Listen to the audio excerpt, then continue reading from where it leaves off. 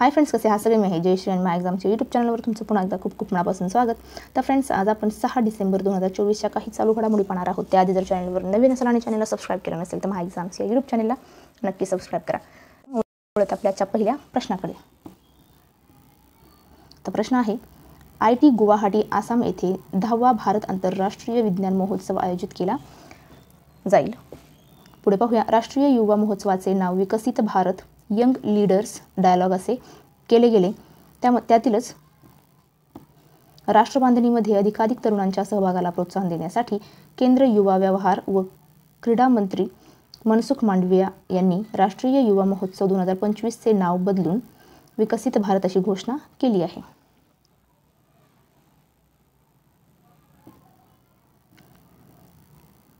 पुढची बातमी पाहूया. जागतिक एड्स दिन 1 डिसेंबर रोजी साजरा केला जातो. याची स्थापना जागतिक आरोग्य संघटनेने म्हणजेच WHOने 1988 मध्ये केली होती.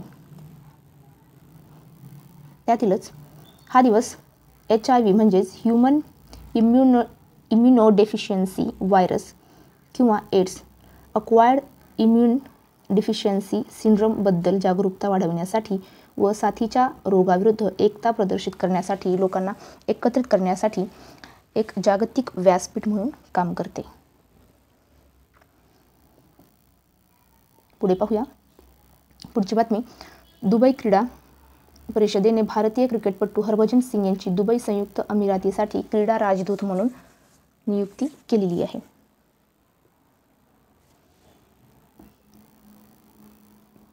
पुढे पाहूया. मासातो कांडा यांची ADBचे 11वे अध्यक्ष म्हणून एकमताने निवड करण्यात आली आहे व पुढील वर्षी 24 फेब्रुवारी रोजी ते पद स्वीकारतील. त्यातीलच 59 वर्षीय कांडा यांना आंतरराष्ट्रीय वित्त व धोरणाचा 40 वर्षाचा अनुभव आहे. ते सध्या जपानच्या पंतप्रधानांचे विशेष सल्लागार व अर्थमंत्री आहे.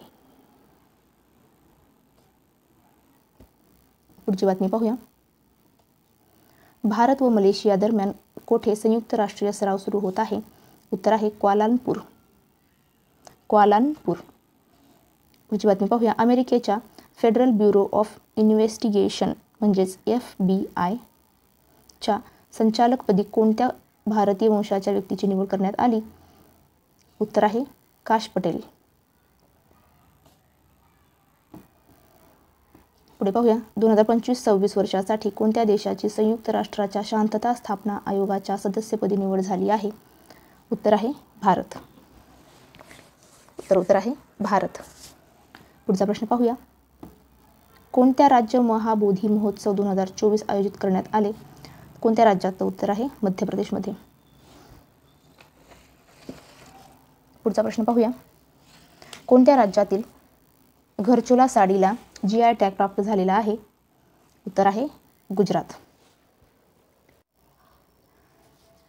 पुढचा प्रश्न पाहूया. SM खान निवृत्त भारतीय माहिती सेवा व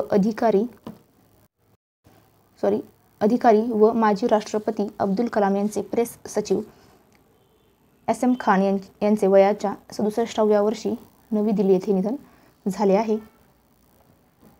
श्री खान हे माजी राष्ट्रपतींचे प्रेस सचिव होते. यांनी 2002 ते 2007 या काळात डॉक्टर कलाम यांच्यासोबत काम करतानाचे अनुभव कथन करून द पीपल्स प्रेसिडेंट नावाचे पुस्तक लिहिले.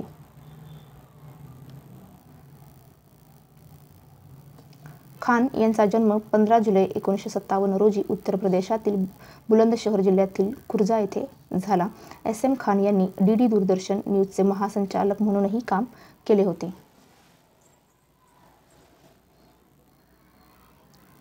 पुढचा प्रश्न पाहूया. 2 डिसेंबर राष्ट्रीय प्रदूषण नियंत्रण दिवस. तर भोपाळ गॅस दुर्घटनेत ज्यांनी आपले प्राण गमावले त्यांच्या स्मरणार्थ भारत दरवर्षी 2 डिसेंबर रोजी राष्ट्रीय प्रदूषण नियंत्रण दिवस पाळतो. मध्य प्रदेशची राजधानी भोपाळ येथे कीटकनाशक प्लांटमधून विषारी मिथाईल आयसोसायनेट वायूच्या गळतीमुळे भोपाळ वायू दुर्घटना घडली. त्यातीलच गॅस गळतीनंतर 2259 लोक मरण पावले व नंतर ही संख्या 25,000वर गेली. 2024ची थीम आहे स्वच्छ हवा हरित हरित पृथ्वी शाश्वत जीवनाच्या दिशेने एक पाऊल. तर फ्रेंड्स, तुम्हाला हा आजचा व्हिडिओ कसा वाटला नक्की कमेंट करून कळवा. व्हिडिओ आवडला असेल तर व्हिडिओला लाईक करा, शेअर करा आणि चॅनलवर नवीन असेल आणि चॅनलला सबस्क्राईब केलं नसेल तर महाएक्झामच्या यूट्यूब चॅनलला नक्की सबस्क्राईब करा. चला आता फ्रेंड्स, थांबूया इथेच, भेटूया पुढच्या व्हिडिओमध्ये. जय हिंद.